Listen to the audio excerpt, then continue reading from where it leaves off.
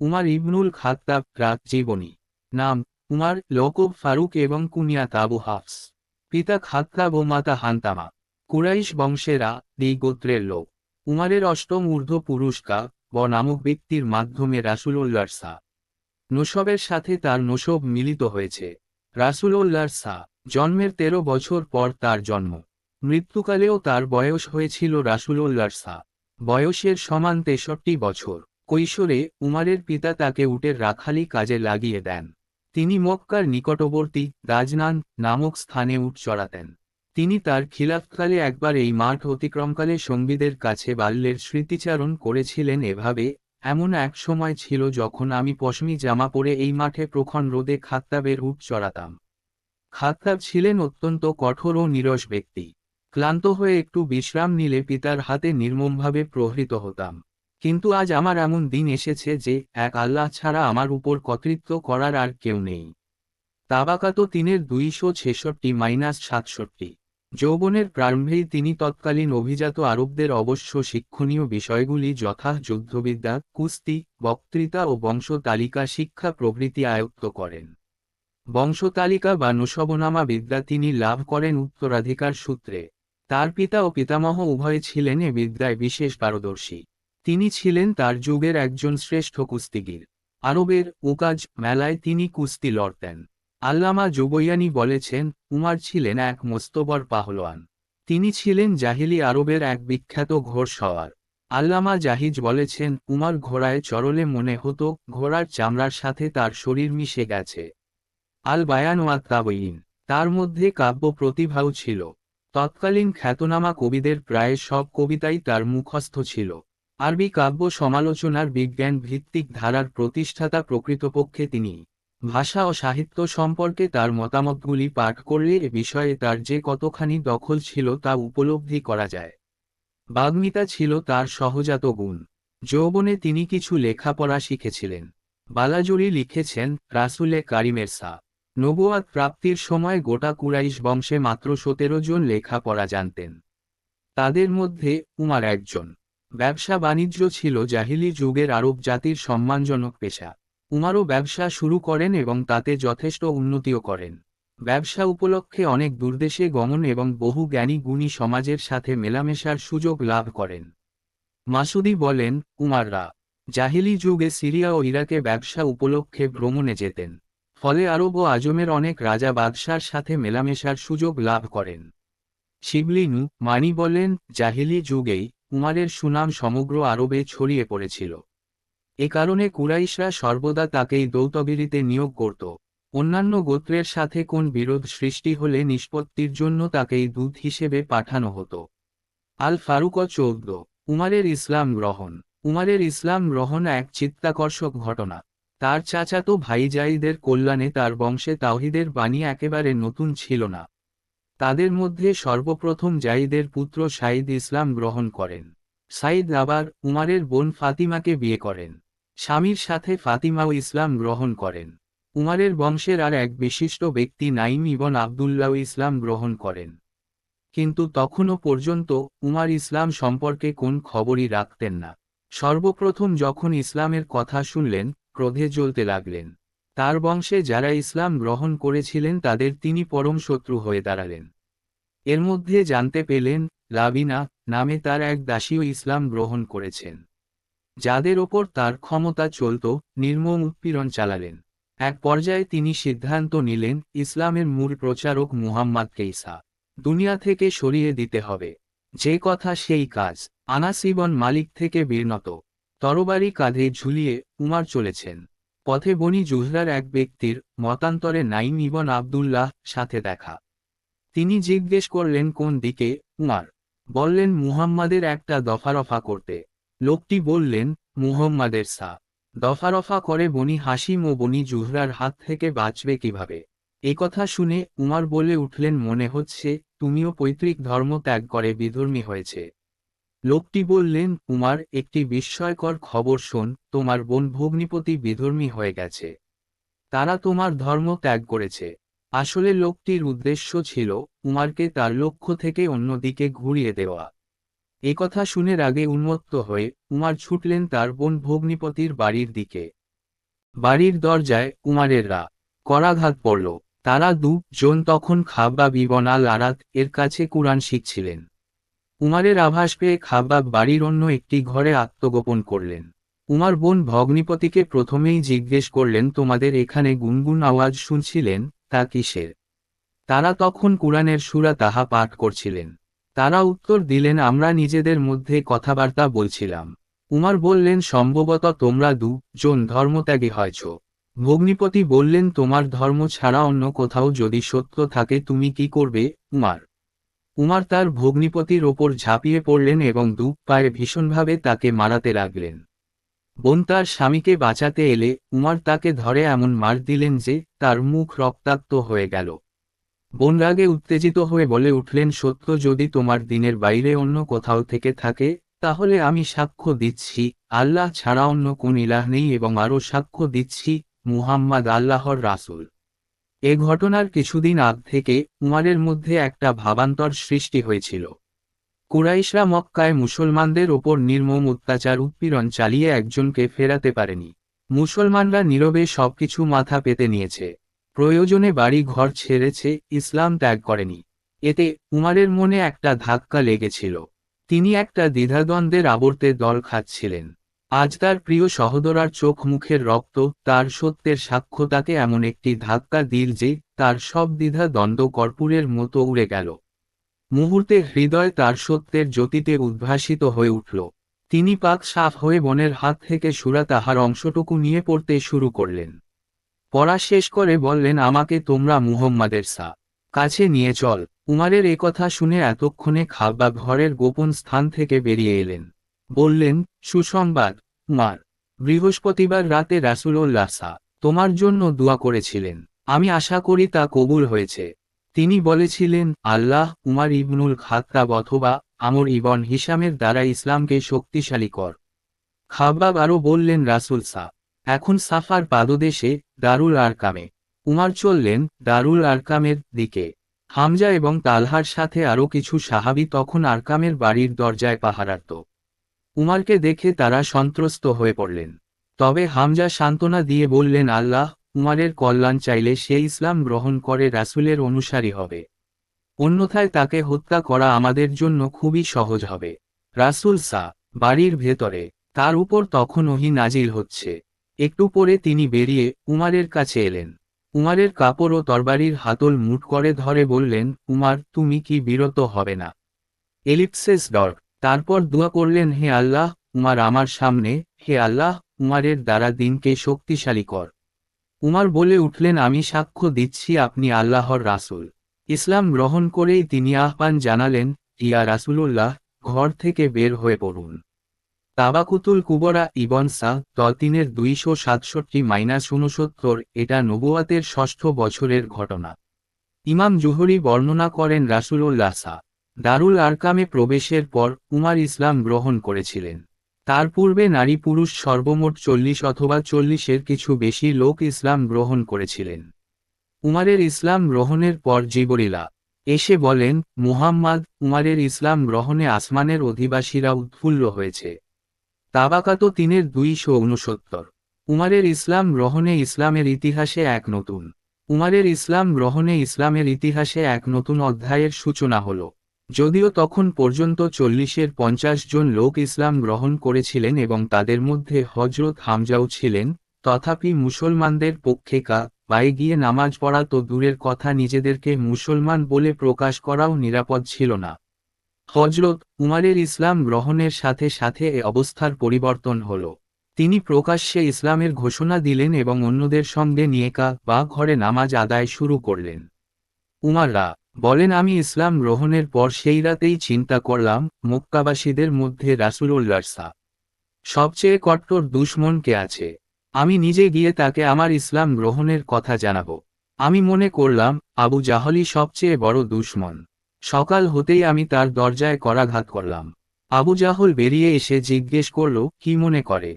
আমি বললাম, ও আপনাকে একথা জানাতে এসেছি যে আমি আল্লাহ তার রাসূল মুহাম্মাদের প্রতি ঈমান এনেছি এবং তার আনীত বিধান ও বাণীকে মেনে নিয়েছি।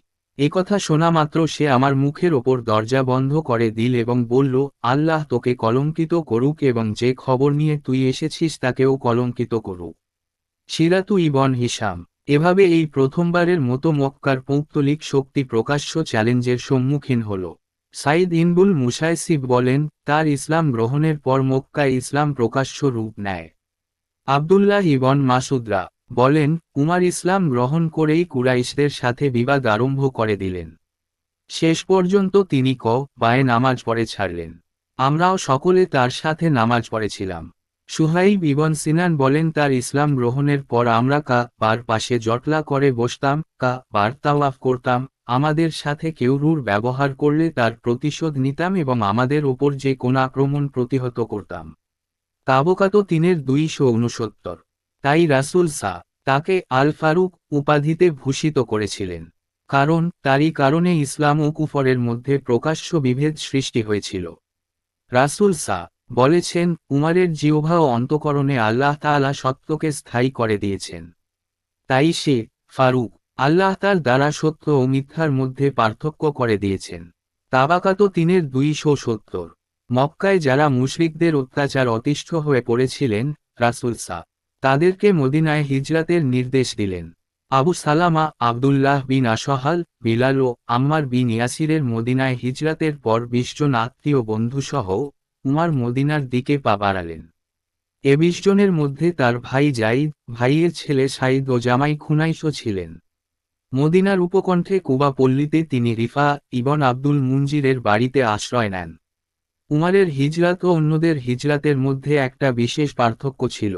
অন্যদের হিজরাত ছিল চুপে চুপে, সকলের অগোচরে, আর উমারের হিজরাত ছিল প্রকাশ্যে। তার মধ্যে ছিল কুরাইশদের প্রতি চ্যালেঞ্জ ও বিদ্রোহের সুর। মক্কা থেকে মদিনায় যাত্রার পূর্বে তিনি প্রথমে বা তাওয়াফ করলেন। তারপর কুরাইশদের আড্ডায় গিয়ে ঘোষণা করলেন, আমি মদিনায় চলছি। কেউ যদি তার মাকে পুত্রশোক দিতে চায়, সে যেন এই উপত্যকার অপর প্রান্তে আমার মুখোমুখি হয়। এমন একটি চ্যালেঞ্জ ছুড়ে দিয়ে তিনি সোজা মদিনার পথ ধরলেন। কিন্তু কেউ এ চ্যালেঞ্জ গ্রহণের দুঃসাহস করল না। তারিখুল উম্মাহ আল ইসলামিয়া খিদ্রি বেগ 1-198। বিভিন্ন বর্ণনার মাধ্যমে জানা যায়, রাসূলুল্লাহ বিভিন্ন সময় বিভিন্ন জনের সাথে উমারের দ্বীনি ভ্রাতৃ সম্পর্ক প্রতিষ্ঠা করে দেন। আবু বকর সিদ্দিক, ওয়াইস ইবন সাইদা, ইতবান ইবন মালিক ও মুয়াজ ইবন আফরারা ছিলেন উমারের দ্বীনি ভাই। তবে এটা নিশ্চিত যে, মদিনায় হিজরাতের পর বনি সালেমের সর্দার ইতবান ইবন মালিকের সাথে তার দ্বীনি ভ্রাতৃত্ব প্রতিষ্ঠিত হয়। তাবাকাত 3-272। হিজরি প্রথম বছর হতে রাসূলে কারিমের ইনতিকাল পর্যন্ত উমারের কর্মজীবন প্রকৃতপক্ষে হযরত রাসূলে কারিমের কর্মময় জীবনেরই একটা অংশবিশেষ। রাসূলকে যত যুদ্ধ করতে হয়েছিল, যত চুক্তি করতে হয়েছিল, কিংবা সময় সময় যত বিধিবিধান প্রবর্তন করতে হয়েছিল এবং ইসলাম প্রচারের জন্য যত পন্থা অবলম্বন করতে হয়েছিল, তার এমন একটি ঘটনাও নেই যা উমারের সক্রিয় অংশগ্রহণ ব্যতীত সম্পাদিত হয়েছে। এই জন্য এসব ঘটনার বিস্তারিত বিবরণ লিখতে গেলে তা উমারের জীবনী না হয়ে হযরত রাসূল কারিমের জীবনীতে পরিণত হয়। তার কর্মবহুল জীবন ছিল রাসূল কারিমের জীবনের সাথে ওতপ্রোতভাবে জড়িত। হযরত উমার বদর, উহুদ, খন্দক সহ সকল যুদ্ধেই রাসূলুল্লাহর সাথে অংশগ্রহণ করেছিলেন। তাছাড়া আরও বেশ কিছু সারিয়া, যে সব ছোট অভিযানে রাসূলুল্লাহ নিজে উপস্থিত হননি, তিনি নেতৃত্ব দিয়েছিলেন। বদর যুদ্ধের পরামর্শদান ও সৈন্যচালনা হতে আরম্ভ করে প্রতিটি ক্ষেত্রেই তিনি রাসূলে কারিমের সাথে দৃঢ়ভাবে কাজ করেন। বদর যুদ্ধের বন্দীদের সম্পর্কে তার পরামর্শই আল্লাহর পছন্দসই হয়েছিল। এ যুদ্ধে তার বিশেষ ভূমিকা নিম্নরূপ: 1. এ যুদ্ধে কুরাইশ বংশের প্রত্যেক শাখা হতে লোক যোগদান করে, কিন্তু বনিয়া অর্থাৎ উমারের খানদান হতে একটি লোকও যোগদান করেনি। উমারের প্রভাবেই এমনটি হয়েছিল। 2. এ যুদ্ধে ইসলামের বিপক্ষে উমারের সাথে তার গোত্র ও চুক্তিবদ্ধ লোকদের থেকে মোট 12 জন লোক যোগদান করেছিল। 3. এ যুদ্ধে হযরত উমার তার আপন মামা ইবন হিশামকে নিজ হাতে হত্যা করেন। এ হত্যার মাধ্যমে তিনি সর্বপ্রথম প্রমাণ করেন, সত্যের পথে আত্মীয় প্রিয়জনের প্রভাব প্রাধান্য লাভ করতে পারে না। উহুদ যুদ্ধেও হযরত উমার ছিলেন একজন অগ্রসৈনিক। যুদ্ধের এক পর্যায়ে মুসলিম সৈন্যরা যখন বিপর্যয়ের সম্মুখীন হলেন এবং রাসূল আহত হয়ে মুষ্টিমে কিছু সঙ্গী সাথীসহ পাহাড়ের এক নিরাপদ স্থানে আশ্রয় নিলেন, তখন কুরাইশ নেতা আবু সুফিয়ান নিকটবর্তী হয়ে উচ্চস্বরে মুহাম্মদ আবু বকররা, উমাররা প্রমুখের নাম ধরে ডেকে জিজ্ঞেস করল, তোমরা বেঁচে আছো কি? রাসূলের ইঙ্গিতে কেউই আবু সুফিয়ানের জবাব দিল না। কোন সাড়া না পেয়ে আবু সুফিয়ান ঘোষণা করল, নিশ্চয় তারা সকলে নিহত হয়েছে। এ কথায় উমারের পৌরুষে আঘাত লাগল। তিনি স্থির থাকতে পারলেন না, বলে উঠলে, অরে আল্লাহর দুশমন, আমরা সবাই জীবিত। আবু সুফিয়ান বলল, হুবল হুবলের জয় হোক। রাসূলুল্লাহর ইঙ্গিতে উমার জবাব দিলেন, আল্লাহু লা আজাল্লু, আল্লাহ মহান ও সম্মানী। খন্দকের যুদ্ধেও উমার সক্রিয় ভূমিকা পালন করেন। খন্দকের একটি বিশেষ স্থান রক্ষা করার ভার পড়েছিল উমারের ওপর। আজও সেখানে তার নামে একটি মসজিদ বিদ্যমান থেকে তার সেই স্মৃতির ঘোষণা করছে। এ যুদ্ধে একদিন তিনি প্রতিরক্ষায় এত ব্যস্ত ছিলেন যে তার আসরের নামাজ ফওত হওয়ার উপক্রম হয়েছিল। রাসূল তাকে সান্ত্বনা দিয়ে বলেছিলেন, ব্যস্ততার কারণে আমিও এখন পর্যন্ত নামাজ আদায় করতে পারিনি। আল ফারুক শিবলি মানি 25। হুদাইবিয়ার শপথের পূর্বেই হযরত উমার যুদ্ধের প্রস্তুতি আরম্ভ করে দিলেন। পুত্র আবদুল্লাহকে পাঠালেন কোন এক আনসারীর নিকট থেকে ঘোড়া আনার জন্য। তিনি এসে খবর দিলেন, লোকেরা রাসূলুল্লাহর হাতে বায়াত করছেন। উমার তখন রণসজ্জায় সজ্জিত। এ অবস্থায় দৌড়ে গিয়ে তিনি রাসূলুল্লাহর হাতে বায়াত করেন। হুদাইবিয়ার সন্ধির শর্তগুলি বাহ্য দৃষ্টিতে মুসলমানদের জন্য অপমানজনক মনে হল। উমার উত্তেজিত হয়ে উঠলেন। প্রথমে আবু বকর, তারপর খোদ রাসূলুল্লাহর নিকটে সন্ধির বিরুদ্ধে প্রতিবাদ জানালেন। রাসূলুল্লাহ বললেন, আমি আল্লাহর রাসূল। আল্লাহর নির্দেশ ব্যতীত কোন কাজ আমি করিনে। উমার শান্ত হলেন। তিনি অনুতপ্ত হলেন। নফল রোজা রেখে, নামাজ পড়ে, গোলাম আজাদ করে এবং দান খয়রাত করে তিনি গোস্তাখির কাফফারা আদায় করলেন। খাইবারে ইহুদিদের অনেকগুলি সুরক্ষিত দুর্গ ছিল। কয়েকটি সহজেই জয় হল, কিন্তু দুটি কিছুতেই জয় করা গেল না। রাসূল প্রথম দিন আবু বকর, দ্বিতীয় দিন উমারকে পাঠালেন দুর্গ দুটি জয় করার জন্য। তারা জনই ফিরে এলেন অকৃতকার্য হয়ে।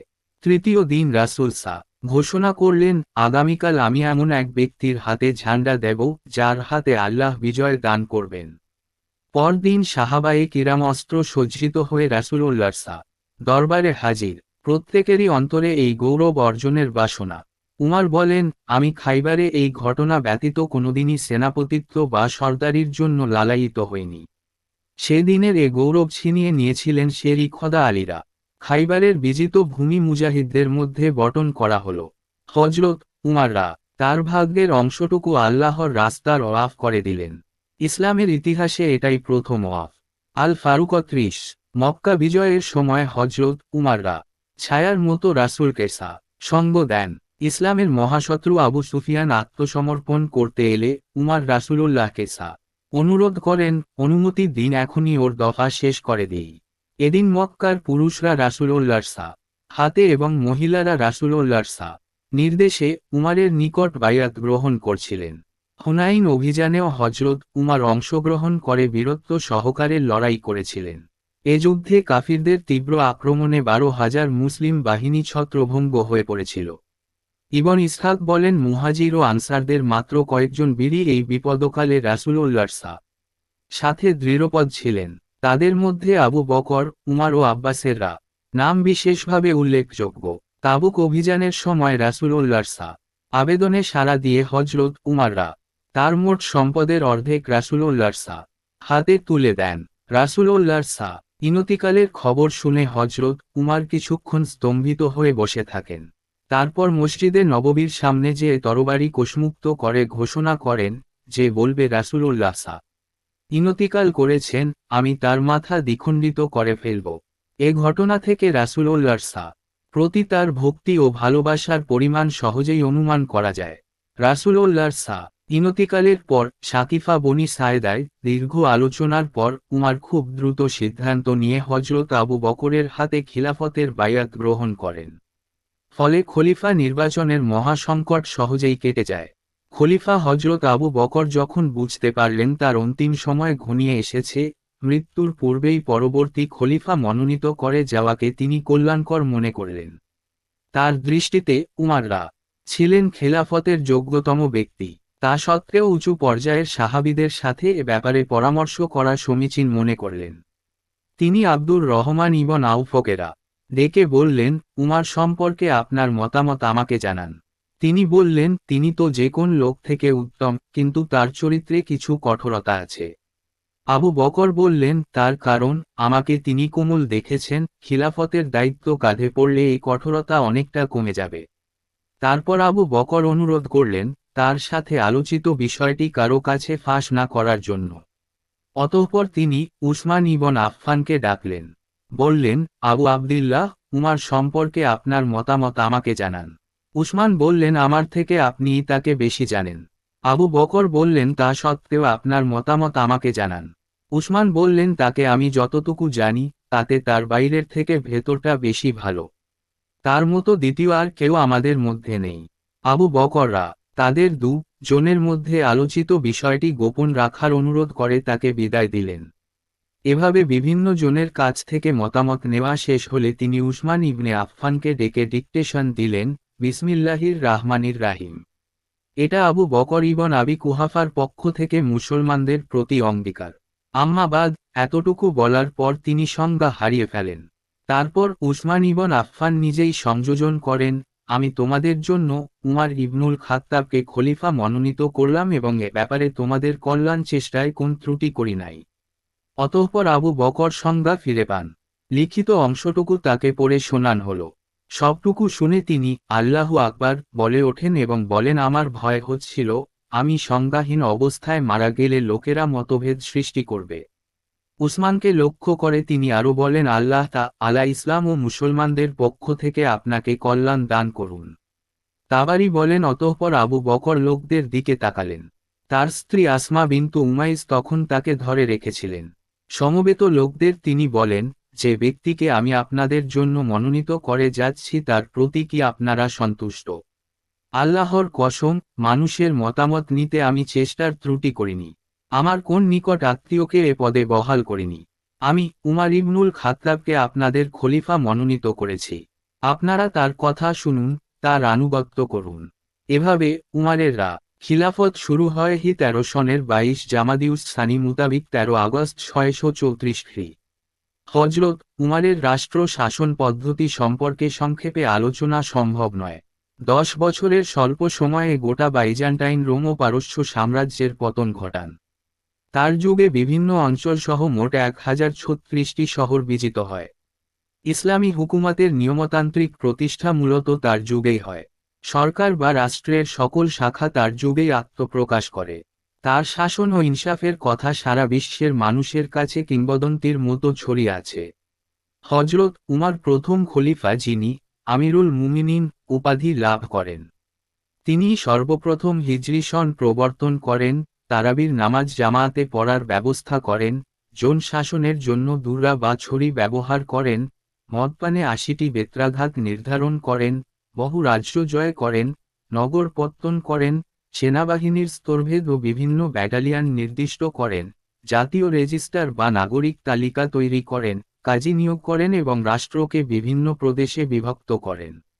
উমাররা ছিলেন রাসূলুল্লাহর অন্যতম কাতি। নিজ কন্যা হজরত হাফসাকে রাসূলুল্লাহর সাথে বিয়ে দেন। তিনি রাসূলুল্লাহ ও আবু বকরের মন্ত্রী উপদেষ্টার ভূমিকা পালন করেন। ইসলাম গ্রহণের পূর্বে ও পরে ব্যবসা ছিল তার জীবিকার উপায়। খিলাফতের গুরুদায়িত্ব কাঁধে পড়ার পরও কয়েক বছর পর্যন্ত ব্যবসা চালিয়ে যান। কিন্তু পরে তা অসম্ভব হয়ে দাঁড়ালে হজরত আলীরা সহ উঁচু পর্যায়ের সাহাবীরা পরামর্শ করে বাইতুল মাল থেকে বাৎসরিক মাত্র 800 দিরহাম ভাতা নির্ধারণ করেন। হিজরি 15 সনে বাইতুল মাল থেকে অন্য লোকদের ভাতা নির্ধারিত হলে বিশিষ্ট সাহাবীদের ভাতার সমান তারও ভাতা ধার্য করা হয় 5000 দিরহাম।